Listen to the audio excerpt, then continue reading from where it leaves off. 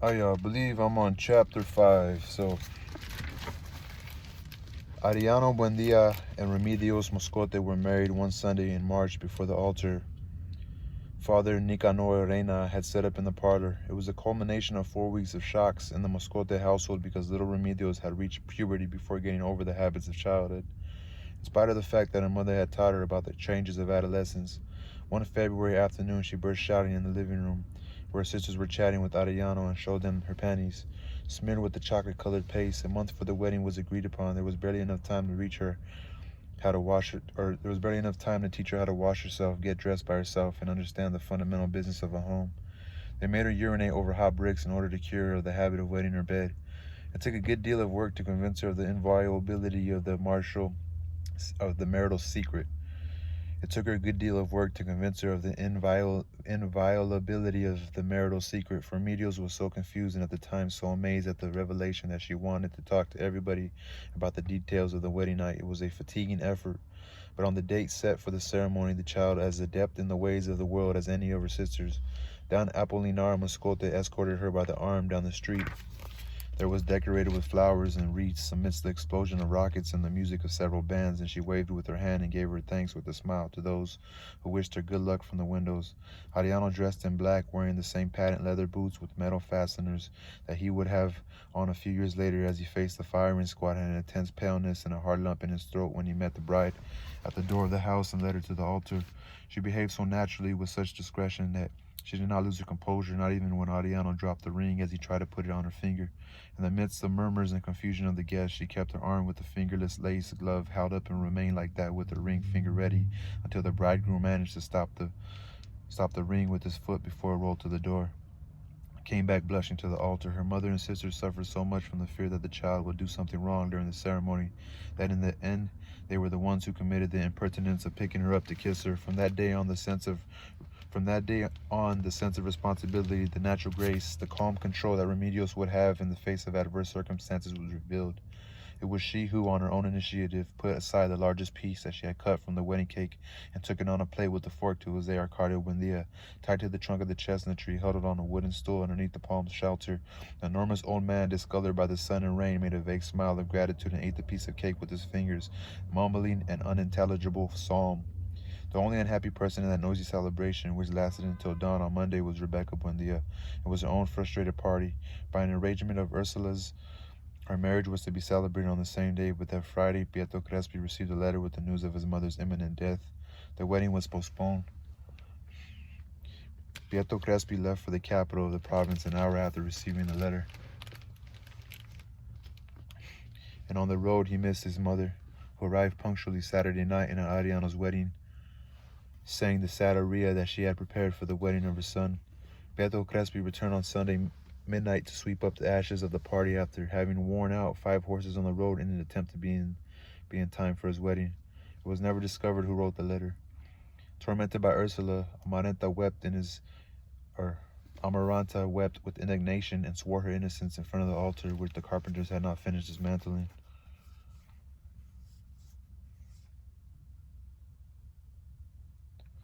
Father Nicanor Reina, whom Don Apolloniar Moscote had brought from the swamp to officiate at the wedding, was an old man hardened by the ingratitude of his ministry. His skin was sad, with the bones almost exposed, and he had a pronounced round stomach and the expression of an old angel, which came more from simplicity than from goodness. He had planned to return to his parish after the wedding, but he was appalled at the hardness of the inhabitants of Macondo, who were prospering in the midst of scandal, subject to the natural law, without baptizing their children or sanctifying their festivals. Thinking that no land needed the seeds of God so much, he decided to stay on for another week to Christianize both circumcised and Gentile, legalize concubinage, and give the sacraments to the dying. But no one paid any attention to him. They would answer him that they had been many years without a priest, arranging the business of their souls directly with God, and that they had lost the evil of original sin. Tired of preaching in open, Father Nicanor decided to undertake the building of a church, the largest in the world, with life-size saints and stained glass windows on the side, so that people would come from Rome to honor God in the center of impiety, I-M-P-I-E-T-Y. He went everywhere begging alms with the copper dish. They gave him a large amount, but he wanted more because the church had to have a bow that would raise the drowned up to the because the church here, so they gave him a large amount, but he wanted more because the church had to have a bow that would raise the drowned up to the surface of the water. He pleaded so much that he lost his voice.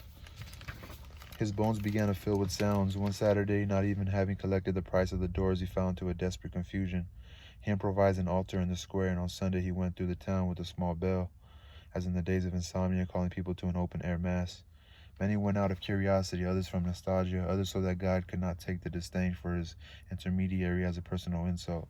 So that at 8 in the morning, half the town was in the square where Father Nicanor chanted the Gospels in a voice that had been lacerated by his pleading. At the end, when the congregation began to break up, he raised his arms, signaling for attention. Just a moment, he said, now we shall witness an undeniable proof of the infinite power of God. Just a moment, he said, now we shall witness. Okay. The boy who had helped him with the mass brought him a cup of thick and steaming chocolate, which he drank without pausing to breathe. Then he wiped his lips with a handkerchief that he drew from his sleeve, extended his arms, and closed his eyes. Thereupon Father Nicanor rose 6 inches above the level of the ground. It was a convincing measure. He went among the houses for several days, repeating the demonstration of levitation by means of chocolate, while the Acolyte, Acolyte, collected so much money in a bag that in less than a month he began the construction of the church. No one doubted the divine origin of the demonstration except Jose Arcadio Buendia, who, without changing expression, watched the troop of people who gathered around the chestnut tree one morning and witnessed the revelation once more. He merely stretched on his stool a little and shrugged his shoulders when Father Nicanor began to rise up from the ground along with the chair he was sitting on. Hoc est simplicissimus, Jose Arcadio Buendia said. Homo iste statum quorum materae invenit. Father Nicanor raised his hands, and the 4 legs of the chair all landed on the ground at the same time.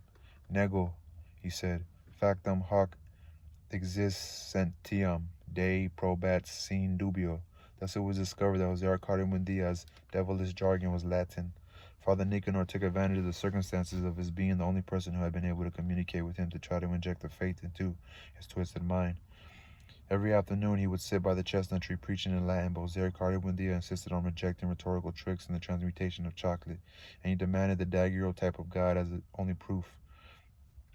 Father Nicanor then brought him medals and pictures and even a reproduction of Veronica, but Jose Arcadio Buendia rejected them as artistic objects without any scientific basis. He was so stubborn that Father Nicanor gave up his attempts at evangelization and continued visiting him out of humanitarian feelings. But then it was Jose Arcadio Buendia who took the lead and tried to break down the priest's faith with rationalist tricks. On a certain occasion, when Father Nicanor brought a checker set to the chestnut tree and invited him to a game, Jose Arcadio Buendia would not accept because, according to him, he could never understand the sense of a contest in which the 2 adversaries had agreed upon the rules. Father Nicanor, who had never seen checkers played that way, could not play it again. Ever more startled at Jose Arcadio Buendia's lucidity, he asked him how it was possible that they had him tied to a tree. Hoc est simplicissimus, he replied, because I'm crazy. From then on, concerned about his own fate, the priest did not come back to visit him and dedicate himself to hurrying along the building of the church. Rebecca felt her hopes being reborn. Her future was predicted on the completion of the work, for one Sunday when Father Nicanor was lunching at the house and the whole family sitting at the table spoke of solemnity, solemnity, S-O-L-E-M-N-I-T-Y, and splendor that religious ceremonies would require when the church was built. Amaranta said, the luckiest one will be Rebecca. And since Rebecca did not understand what she meant, she explained it to her with an innocent smile. You're going to be the one who will inaugurate the church with your wedding. Rebecca tried to forestall any comments. The way construction was going, the church would not be built before another 10 years. Father Nicanor did not agree. The growing generosity of the faithful permitted him to make more optimistic calculations. To the mute indignation of Rebecca, who could not finish her lunch, Ursula celebrated Amaranta's idea and contributed a considerable sum for the work to move faster. Father Nicanor felt with another contribution like that, the church would be ready within 3 years. From then on, Rebecca did not say another word to Amaranta, convinced that her initiative had not the innocence that she attempted to give it. That was the least serious thing I could have done, Amaranta answered her during the violent argument they had that night. And that way I won't have to kill you for 3 years, Rebecca accepted the challenge. When Pietro Crespi found out about the new postponement, he went through a crisis of disappointment, but Rebecca gave him a final proof of her loyalty. We'll elope whenever you say, she told him. Pietro Crespi, however, was not a man of adventure. He lacked the impulsive character of his fiancée, and he considered respect for one's given word as a wealth that should not be squandered. Then Rebecca turned to more audacious methods. A mysterious wind blew out of the lamps in the parlor, and Ursula surprised the lovers kissing in the dark.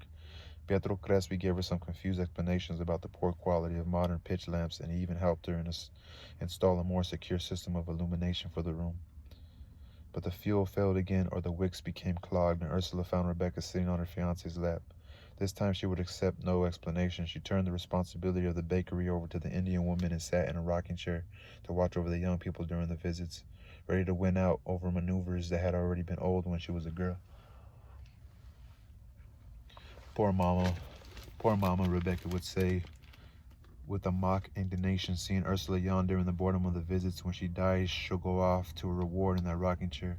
After 3 months of supervised love, fatigued by the slow progress of the construction, which he went to inspect every day, Pietro Crespi decided to give Father Nicanor the money he needed to finish the church. Amaranta did not grow impatient. As she conversed with her girlfriends every afternoon when they came to embroider on the porch, she tried to think of new subterfuges. A mistaken calculation spoiled the one she considered the most effective, removing the mothballs that Rebecca had put in her wedding dress before she put it away in the bedroom dresser.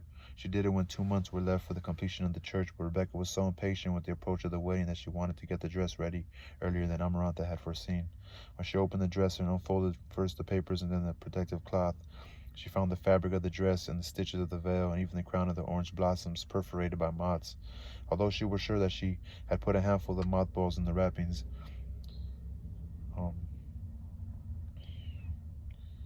the disaster seemed so natural that she did not dare blame Amaranta. There was less than a month until the wedding, but Amparo Moscote promised to sew a new dress within a week. Amaranta felt faint that rainy noontime when Amparo came to the house wrapped in the froth of needlework for Rebecca to have the final fitting of her dress. She lost her voice and a thread of cold sweat ran down the path of her spine. For long months she had trembled with fright, waiting for that hour, because if she had not been able to conceive the ultimate obstacle to Rebecca's wedding, she was sure that at that last moment, when all the resources of her imagination had failed, she would have the courage to poison her. That afternoon, while Rebecca was suffocating with heat inside the armor of thread that Amparo Mascote was putting about in her body with thousands of pins and infinite patience, Amaranta made several mistakes in her crocheting and pricked her finger with the needle that she decided with frightful coldness that the date would be the last Friday before the wedding and the method would be a dose of laudanum in her coffee. Laudanum in her coffee. Some sort of like poison, I guess. A greater obstacle, as impassable as it was unforeseen, obliged a new and indefinite postponement. 1 week before the date set for the wedding, little Remedios woke up in the middle of the night, soaked in a hot broth which had exploded in her insides with a kind of tearing belch, and she died 3 days later, poisoned by her own blood with a pair of twins crossed in her stomach. Amaranta suffered a crisis of conscience. She had begged God with such fervor for something fearful to happen so that she would not have to poison Rebecca that she felt guilty of Remedios' death. That was not the obstacle that she had begged for so much. Remedio had brought a breath of merriment to the house. She had settled down with her husband in a room near the workshop, which she decorated with the dolls and toys of her recent childhood, and her merry vitality overflowed the 4 walls of the bedroom and went like a whirlwind of good health along the porch with the begonias. She would start singing at dawn. She was the only person who dared intervene in the arguments between Rebecca and Amaranta. She plunged in the fatiguing chore of taking care of Jose Arcadio Buendia.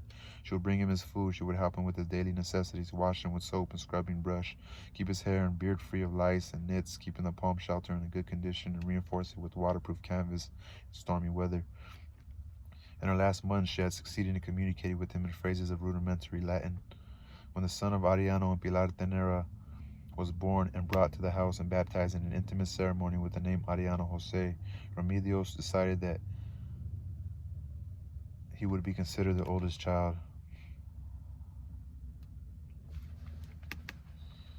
So Ariana already had a kid? Remedios decided that he would be considered their oldest child. Her maternal instinct surprised Ursula.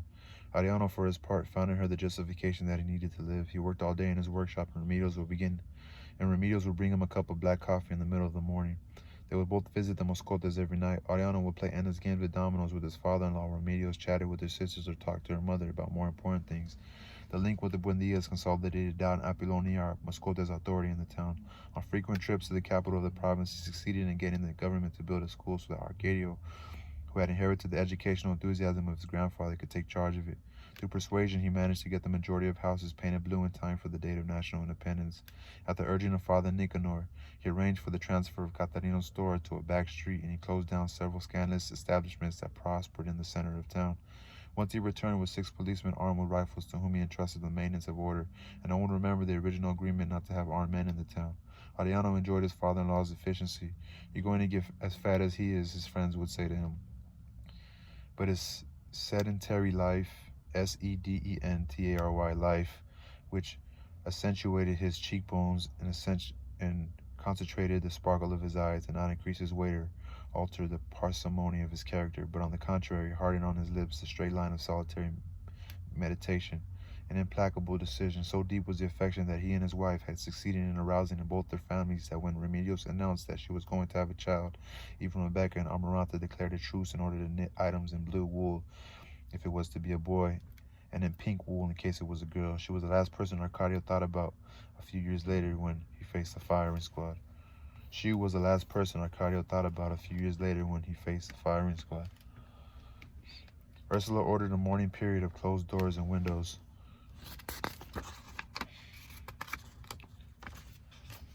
With no one entering or leaving except on the matters of utmost necessity, she prohibited any talking aloud for a year, and she put Remedios' daguerreotype in the place where her body had been laid out, with a black ribbon around it and an oil lamp that was always kept lighted. Future generations who never let the lamp go out will be puzzled at that girl in a pleated skirt, white boots, and with an organdy band around her head, and they were never able to connect her with the standard image of a great-grandmother. Amaranta took charge of Ariano Jose.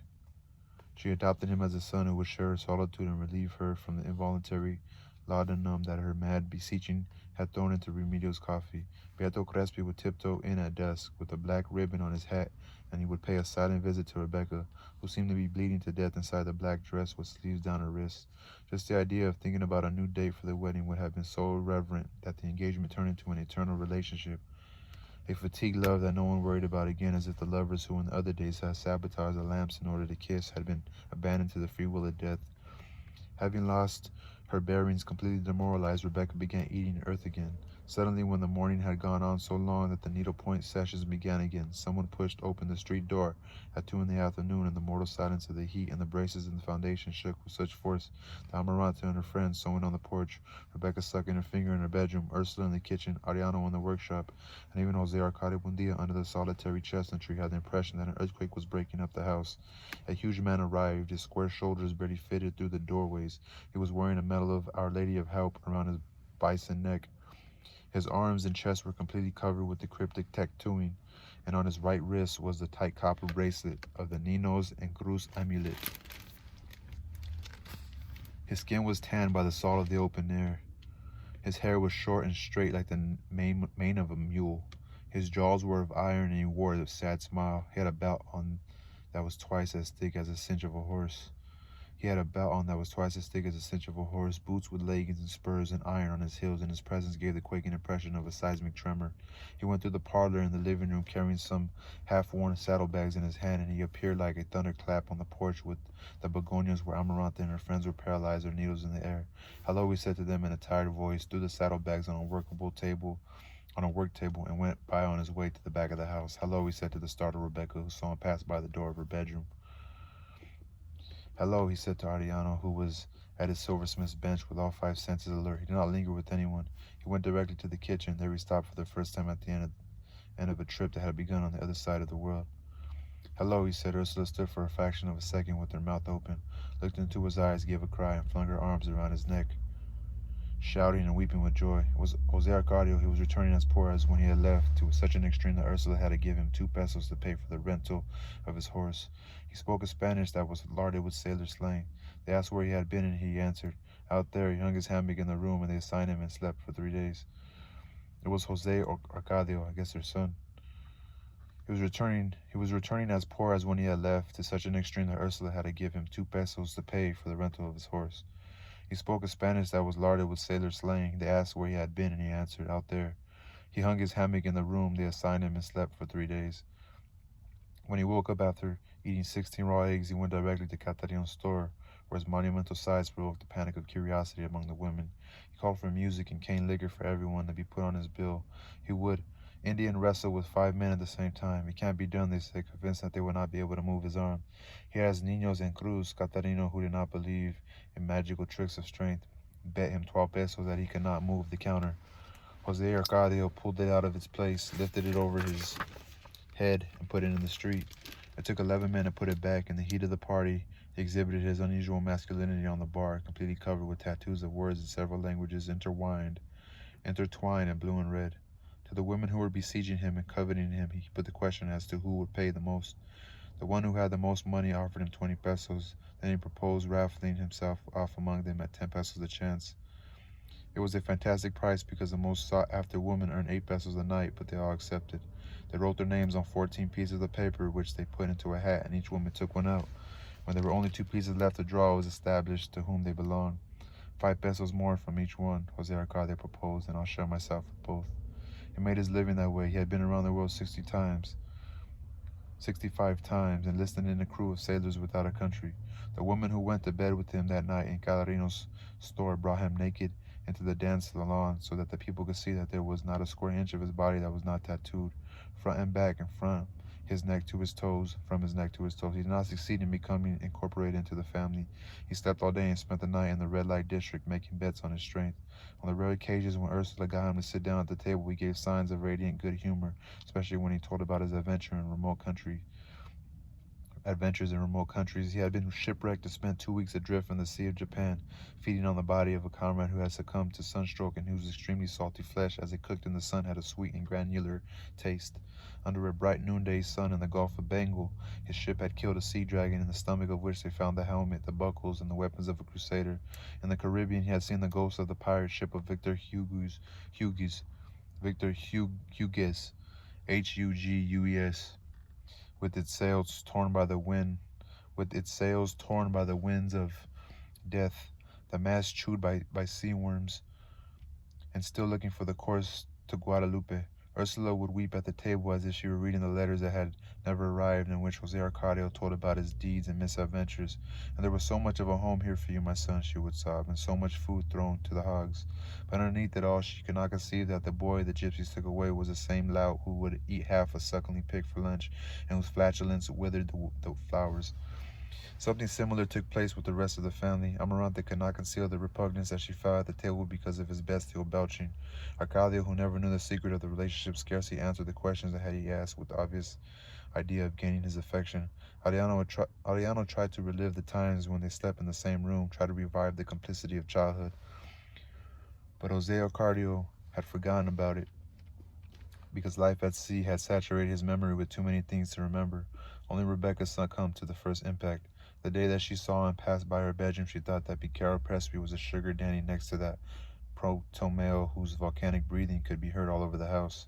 She tried to get near him under any pretext. On a certain occasion, Jose Arcadio looked at her body with shameless attention and said to her, "You're a woman, little sister."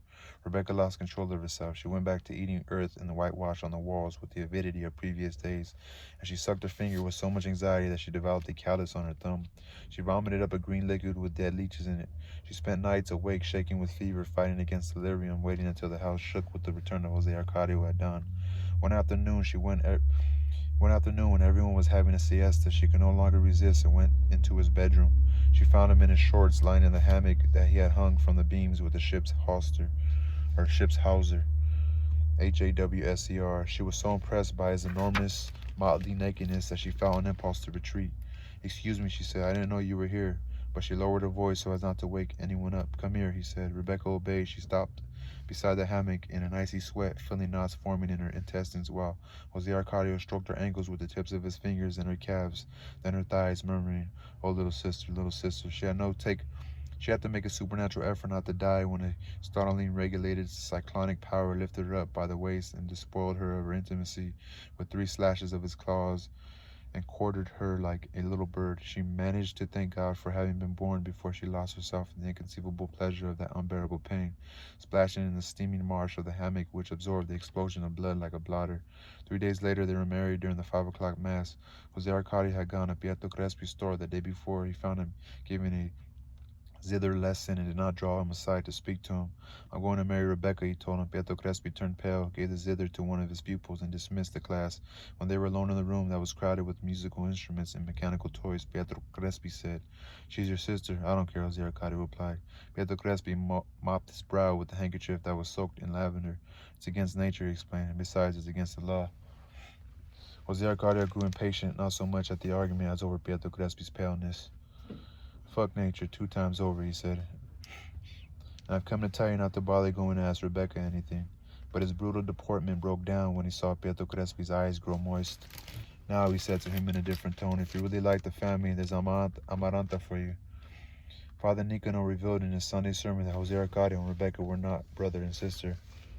Ursula never forgave what she considered an inconceivable lack of respect, and when they came back from the church, she forbade the newlyweds to set forth in the house again. For her, it was as if they were dead, so they rented a house across from the cemetery and established themselves there with no other furniture but Jose Arcadio's hammock.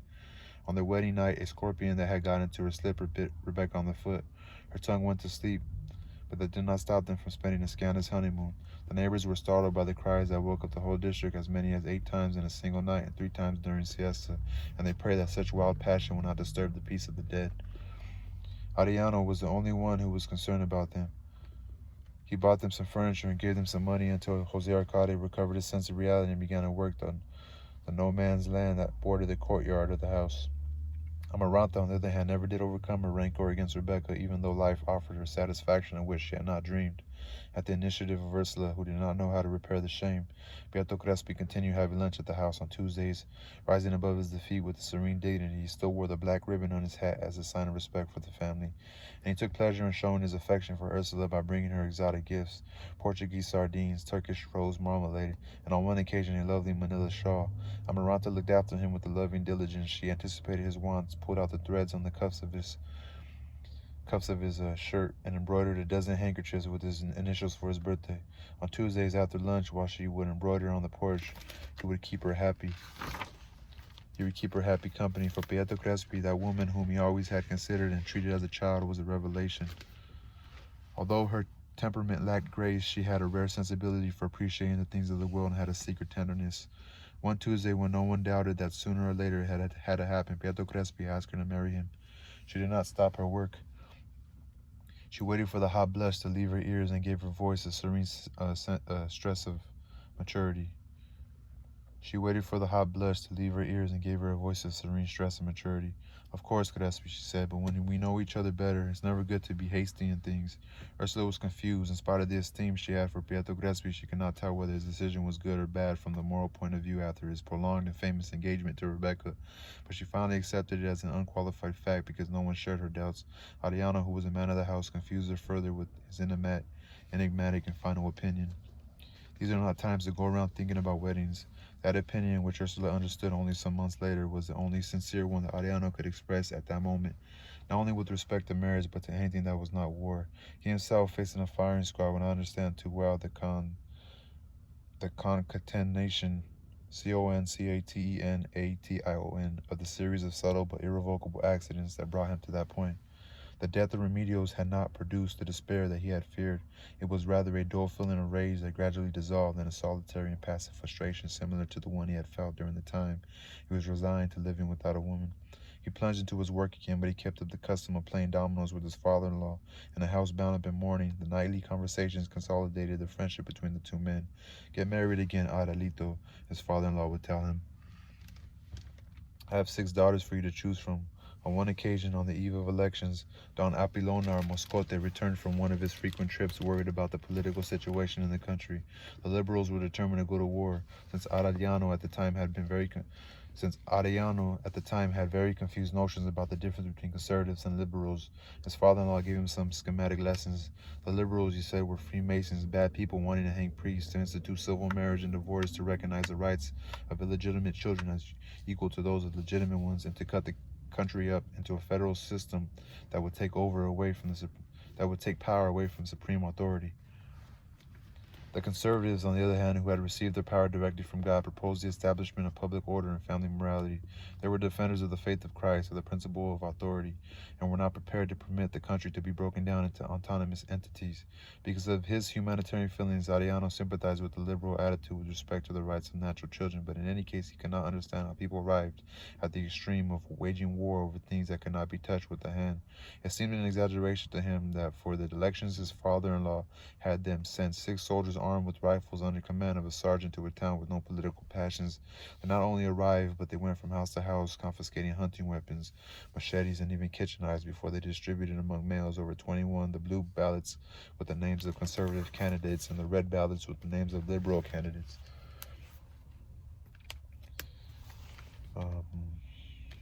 On the eve of the elections, Don Apollinario Moscote himself read a decree that prohibited the sale of alcoholic beverages and the gathering together of more than 3 people who were not of the same family.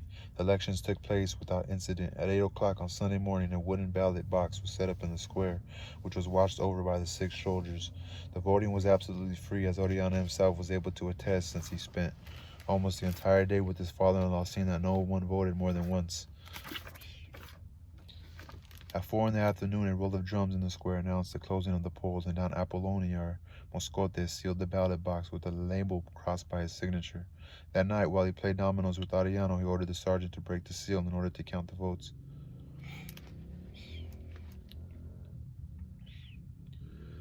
There were almost as many red ballots as blue, but the sergeant left only 10 red ones and made up the difference between the blue ones. Then they sealed the box again with the new label, and the first thing on the following day was taken to the capital province.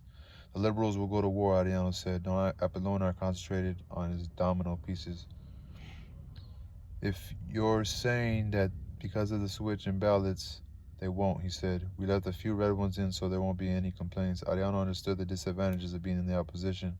If I were a liberal, he said, I'd go to war because of those ballots. His father-in-law looked at him over his glasses. Come on, Ariito, he said. If you were a liberal, even though you're my son-in-law, you wouldn't have seen the switching of the ballots. What really caused indignation in the town was not the results of elections, but the fact that the soldiers had not returned the weapons.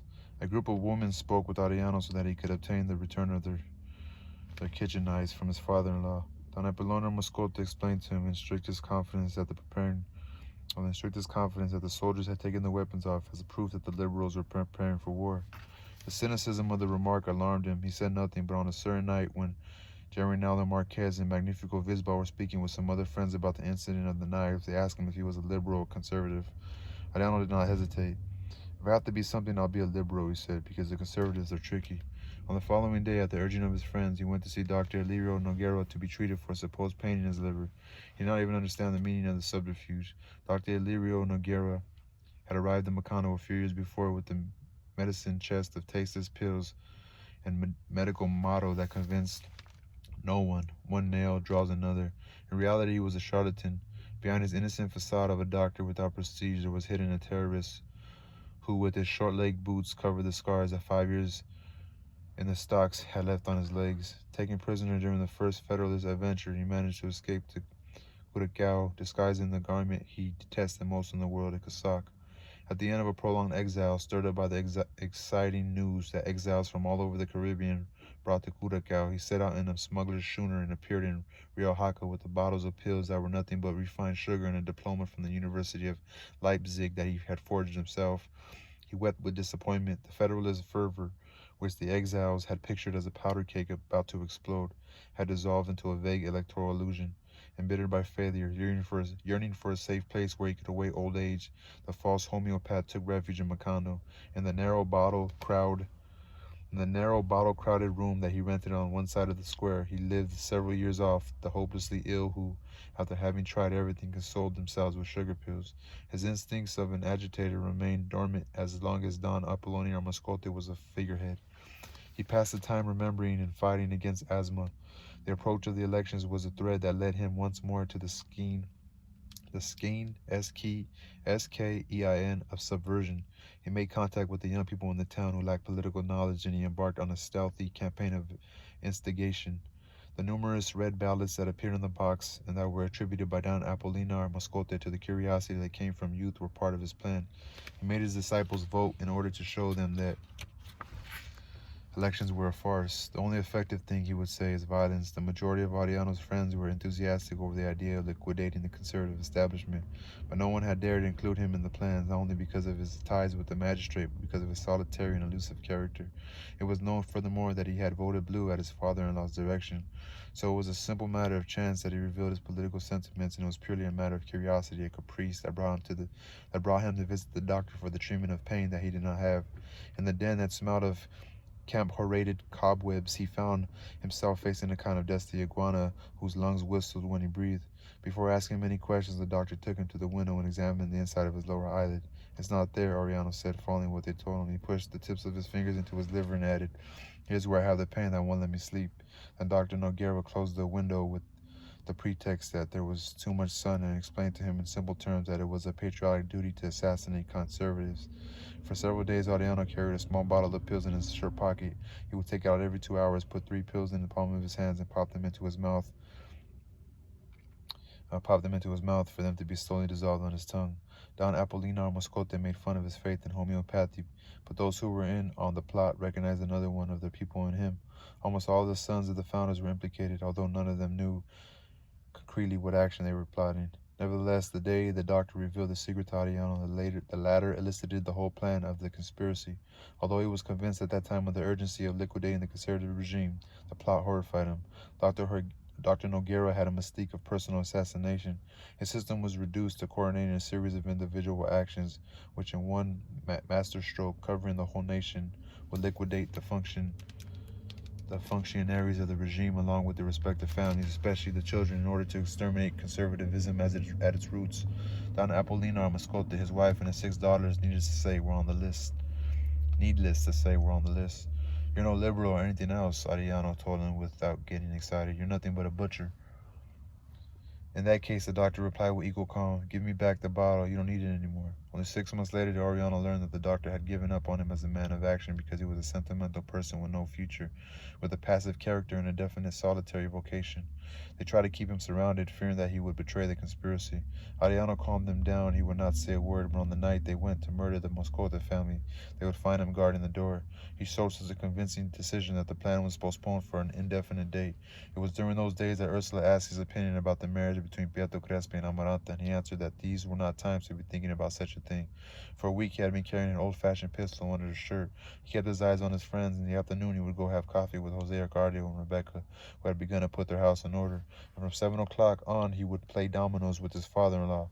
At lunchtime he was chatting with Arcadio, who was already a huge adolescent, and he found him more and more excited over the imminence of war. In school, where Arcadio had pupils older than himself, mixed in with children who were barely beginning to talk, the liberal fever had caught on.